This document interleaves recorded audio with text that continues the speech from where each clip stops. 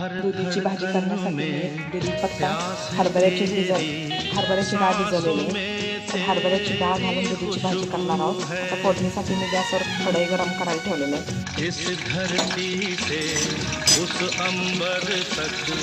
त्यानंतर कढीपत्त्याची पानं,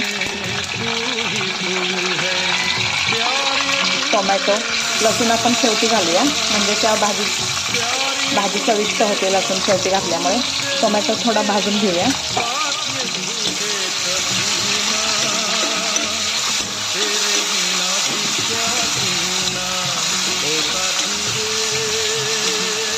टोमॅटो भाजून झालेला आहे, थोडंसं सॉफ्ट झालेला आहे टोमॅटो.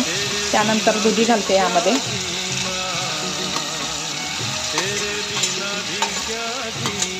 दुधी घालून थोडा वेळ परतून घेऊया. त्यानंतर मीठ घालते आता यामध्ये.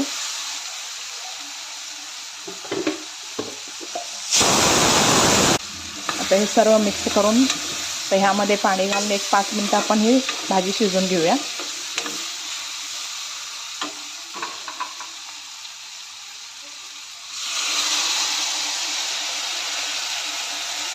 दुधीची भाजी असेच नवनवीन आणि